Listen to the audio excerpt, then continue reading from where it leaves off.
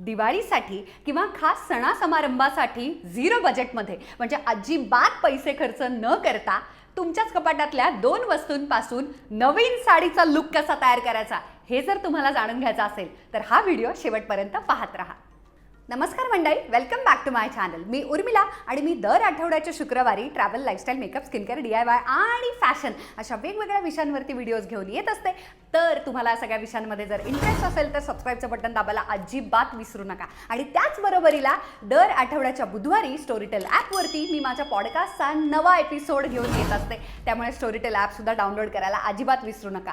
त्याचबरोबर bell icon म्हणजे ती घंटा दाबायला विसरू नका, म्हणजे तुम्हाला कळेल की एक्झॅक्टली शुक्रवारी उर्मिलानं कधी व्हिडिओ अपलोड केलाय ते.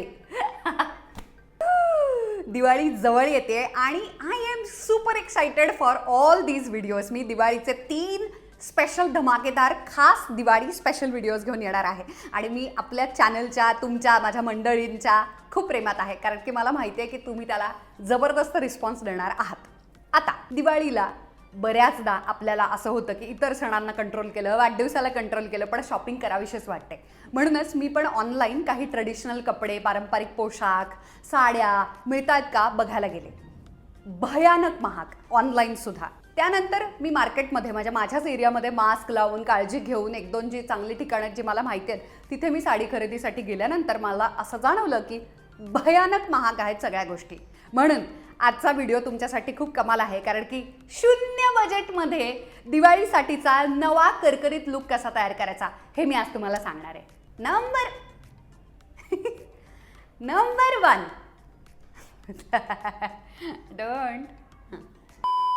नंबर 1 ही साडी नेसायची मी कुठून शिकले. भरपूर वेळा हिंदी मालिकांमध्ये कॉस्ट्युम्सचा घोटाळा होतो. दरवेळी प्रत्येक कॅरेक्टरसाठी, प्रत्येक सीनसाठी नवीन नवीन साड्या अवेलेबल करणं अवघड जातं. म्हणून ही ट्रिक मी माझ्या कॉस्ट्युम डिझायनरकडून शिकलेले आहे आणि ती माझ्या इतकी डोक्यात लक्षात राहिली आणि आय वॉज सो हॅपी, कारण की जुन्या अतिशय आपल्या घरामध्ये कपाटामध्ये असलेल्या वस्तूंपासून नवीन साडी कशी तयार करायची हे मी माझ्या हिंदी सिरियल्सच्या मालिकांच्या शूटिंगच्या दरम्यान शिकलेले आहे. त्यामुळे या टिपचं श्रेय त्यांना जातं. नंबर 2, जर तुम्ही ऐकलं असेल 2 टोन्ड साडीबद्दल किंवा हाफ साडी असं सुद्धा त्याला म्हणतात. म्हणजे निऱ्यांच्याकडे कमरेच्या बाजूला अर्धी साडी वेगळ्या रंगाची किंवा वेगळ्या प्रिंटची, पॅटर्नची असते आणि अर्धी साडी स्पेशली डाव्या मांडीवरून येऊन खांद्यावरती जाणारा पदर आणि नंतरचा संपूर्ण पदर असा, हा सगळा जो पदराचा जो भाग असतो तो संपूर्ण वेगळ्या साडीचा असतो. म्हणजे 2 साड्या एकत्र केल्यासारखा फील येतो, म्हणून त्याला हाफ साडी म्हणतात. आज आपण तीच क्रिएट करणार आहोत. पण तुम्ही जर बाजारामध्ये जाऊन हाफ साडी विकत घ्यायला गेलात, हाफ साडी किंवा 2 टोन साडी असं जर तुम्ही त्यांना मागितलं तर भयानक महाग येतं. पण आज आपण घरातल्या वॉर्डरोबमधून 2 गोष्टी घेऊन अशी हाफ साडी तयार करणार आहोत. नंबर 3, आता ही हाफ साडी किंवा दिवाळीची स्पेशल 0 बजेट साडी तयार करण्यासाठी तुम्हाला काय लागणार आहे. नंबर 1, 3 छानशा चांगल्या पिना. नंबर 2, तुम्हाला लागणार आहे 1 साडी. आणि नंबर 3, तुम्हाला लागणार आहे ओढणी म्हणजेच दुपट्टा, जो त्यातल्या त्यात थोडासा छान असेल आणि थोडासा दिवाळीवाला फील देईल. सांगते आता अशा पद्धतीची दिवाळीसाठीची साडी आपण घरातच तयार करतोय आणि हा जो लुक आहे दिवाळी स्पेशल तो करण्यासाठी सगळ्यात महत्त्वाची गोष्ट लक्षात ठेवायची ती म्हणजे ओढणी किंवा दुपट्टा आणि साडी याच्यामध्ये काय साम्य असावं. तर एकदमच ते विरोधाभास असणारे नकोत, म्हणजे सेम अंडरटोनचे, सेम कलर टोनचे असावेत. अगदी कूल टोन म्हणजे निळा रंग घेतलाय तुम्ही आणि एकदम वॉर्म टोन पिवळा लाल घेतलाय तुम्ही, तर इतके जे विरोधी असे जे रंग असतात ना, जे एकमेकांना कॉम्प्लिमेंट करत नाहीत, एकमेकांबरोबर छान असे मिळून मिसळून जात नाहीत. अगदी मॅचिंग असं नको. मॅचिंग असलं तरी काहीच हरकत नाही, कारण की सेम कलरची सुद्धा ओढणी आणि साडी असं पण एकत्र जाऊ शकतं, त्याच्यातही मज्जा आहे. पण थोडंसं मिसमॅच करता येईल, मॅचिंग पण करता येईल, एकमेकांना कॉम्प्लिमेंट देतील अशा गोष्टी निवडायच्या. उदाहरण सांगते. आता इथे आहे माझ्याकडे टिपिकल ब्राउनिश गोल्डन म्हणजे अँटिक गोल्ड ज्याला आपण म्हणतो ना, अशा रंगाची ही खणाची साडी आणि त्याला असा इरकलीचा काठ आहे. आणि माझ्याकडे आहे कम्प्लिटली वेगळ्या माझ्या ड्रेसचा एक खणाचा हिरवा दुपट्टा आणि त्याला पण इरकल काठ आहे. पण या दोन्हीचं फॅब्रिक सेम आहे, दोन्ही खणाचं आहे आणि दोन्हीचे काठ हे एकमेकांना मॅचिंग आहे. त्यामुळे हे जर मी एकत्र नेसलं, कंबाईन केलं, स्टाईल केलं तरी हे एकमेकांना हे कॉम्प्लिमेंट करेल. किंवा दुसरं उदाहरण द्यायचं म्हणजे हा जो माझा दुपट्टा आहे तो तुम्ही अशक्य वेळा पाहिला असेल, म्हणजे गुढीपाडव्याच्या सुद्धा किंवा समारंभाला तुम्ही पाहिला असेल. आणि हा तर अजिबातच प्युअर बनारसी दुपट्टा सुद्धा नाही आहे, पण चांगल्या क्वालिटीचा बनारसी दुपट्टा आहे. तर असा मी दुपट्टा घेतला जो दिवाळीसाठी थोडंसं आवरलेलं नटलेलं, थोडंसं ग्लॅमर कोशंट वाढवण्यासाठी खूप छान आहे. आता याच्याबरोबर जाणारी साडी कोणती, तर याचा भडक मस्त लाल रंग ज्याच्यामध्ये असेल थोडी तरी टेंच, तो म्हणजे हिरवीगार मस्त प्युअर कॉटन सिल्क अशी ती साडी. हिरवी, टिपिकल हिरवा कंच म्हणतो तसे, आणि त्याचे काठ असे लाल आहेत, सुंदर लाल काठ आहेत, त्याच्यामुळे हे एकमेकांना खूप छान कॉम्प्लिमेंट करतं. चला तर मग आता आपण साडी कशी नेसायची ते पाहूयात. आता तुमच्याकडं ना प्रत्येक साडीवरचं मॅचिंग जर पेटीकोट असेल ना, परकर नाही का, तर कामच झालं की. तसं तुम्ही घातलं तरी चालेल, पण माझ्याकडं नाही हे असलं लय आता फॅन्सी आलंय प्रकरण. तुमच्या मांड्या बिंड्या लय बारीक दिसतात, त्यानं लय चापून चुपून साडी बसती. म्हणून आहे ना ही शेपवेअर नावाचा प्रकार आहे बघा, विलासिनी नावाचा ब्रँड आहे बरं का, इंस्टाग्रामवर मिळेल तुम्हाला. तसं काही नाही, म्हणजे तसं तुम्ही शेपवेअरच घातला पाहिजे असं काही नाही. मॅचिंग पेटीकोट घाला फक्त, हां, साडीला मॅचिंग परकर. आता खरं सांगू का, दिवाळी बिवाळी सण बिन आला ना मग तर लई कामं पडतात. घरात बायकांना इतकी कामं असतात ना, तसल्या ह्याच्यात कुणी पोरगं बिरगं असेल तर लई साडी वडतात आणि त्यांना मांडीवरतीच बसायचं असतं. साडी अजिबात फिटू नाही म्हणून एक नंबर एक म्हणजे मी तुम्हाला ही सांगते, ती जी गाठ असते ना ती बांधायची बघा. जिथं आपण साडी पहिली खोचायला सुरुवात करतो की नाही, तिथं एक मस्त करकचून गाठ बांधून टाकायची. अख्खी साडी फिटल, चॅलेंज आहे आपलं, अख्खी साडी फिटल. पण त्या गाठीमुळं ना तुमची साडी म्हणजे कसं आहे बरं का, लाज राखून राहील बरं का. म्हणजे अख्खीच्या अख्खी साडी हातात यायची नाही, एवढंच सांगते. अशा पद्धतीनं पहिला जो आपला खोचा असतो की नाही साधा, आपल्या उजव्या मांडीपासून सुरुवात करायची आणि मागून येऊन आपल्या उंचीप्रमाणे साडी खोचायला सुरुवात करायची. आता तुम्हाला जर बाहेर बिहेर जायचं असेल किंवा काही सँडल बिंडल घालायचं असेल ना, तर त्याच्या उंचीप्रमाणे आधीच तुम्ही तशी साडी घ्या बरं का. कसं होतंय माहिती का, साडी आधी नेसायची नंतर सँडल घातलं ना सगळी एकदम साडी लोळायलाच लागते खाली.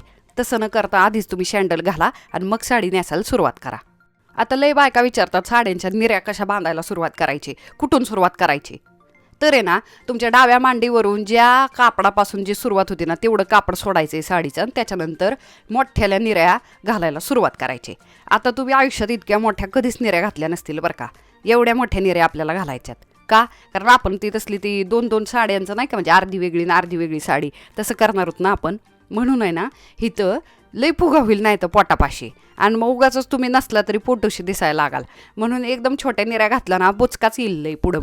म्हणून इतक्या मोठ्याल्या निऱ्या बांधायच्या ना, काय त्याला प्रमाणच नाही, सगळं चपटं दिसलं पाहिजे आपल्याला, एकदम असं स्लिम ट्रिम दिसलं ना लई भारी दिसणार आहे. आता त्या ज्या मोठ्याल्या निऱ्या आहेत ना त्या तात्पुरत्या उजव्या मांडीच्या तिकडं कोपऱ्यात खोचायच्यात, खऱ्या त्या तिथं नाहीत खोचायच्या, अजून पिना लावायच्यात. तोपर्यंत तुम्ही आता वडणी घ्या, मॅचिंग तरी घ्या, एकमेकाला मस्त एकमेकांबरोबर जायला कळलंच नाही पाहिजे की ती साडी वेगळी वडणी वेगळी, अशा पद्धतीची घ्या. आणि आता ती आपण घालायला सुरुवात करायची. आता ती वडणी की नाही ती उजव्या मांडीला आहे ना पहिली पिन बरं का इथं आली आता आपली, ती पहिली पिन तिथं लावून आहे ना एकदम पॅक करून टाकायची. कुणी ओढू दे, काही होऊ दे, काही कामं लागू दे तुम्हाला, वाकू तुम्ही मला पंत्या लावायच्या असतील, काही जरी केलं तरी वडणी काय सुटायची नाही. पहिली पिन आता आपण इथं लावतोय.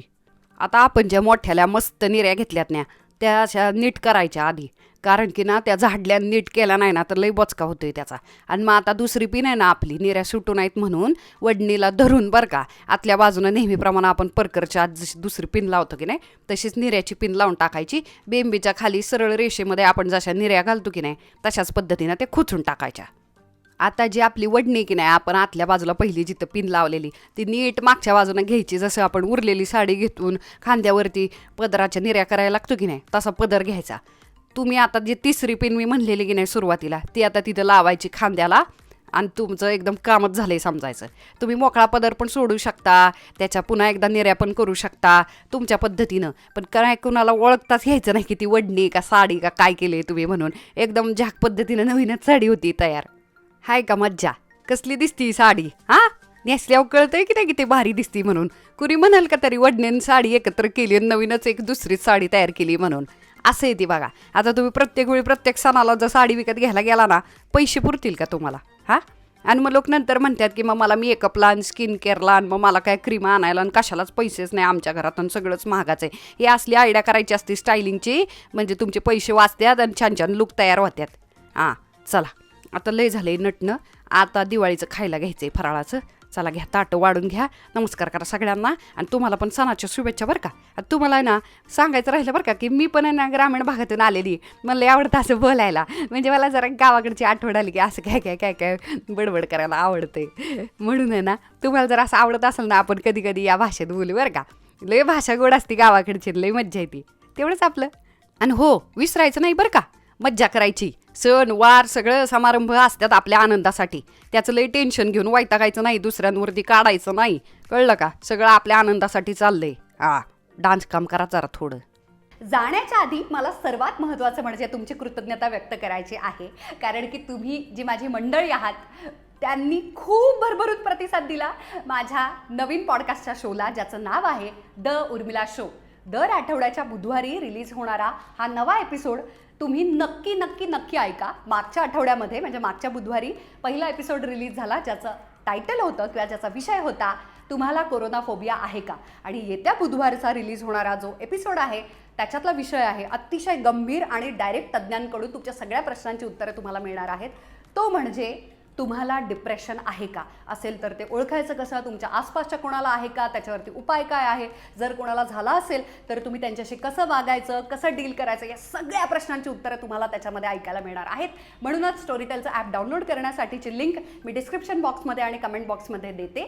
तुम्ही नक्की नक्की नक्की ॲप डाउनलोड करा आणि नक्की पॉडकास्ट ऐका. तोपर्यंत भेटूया येत्या बुधवारी स्टोरीटेल ॲपवरती आणि येत्या शुक्रवारी, कारण की दिवाळीचा पुढचा व्हिडिओ येणार आहे आणि त्याचा विषय आहे की तुम्ही अतिशय कमाल स्टायलिंग करून असलेल्या कपड्यांमध्ये कमाल ड्रेसेस कसे तयार करू शकता. तोपर्यंत आय लव्ह यू.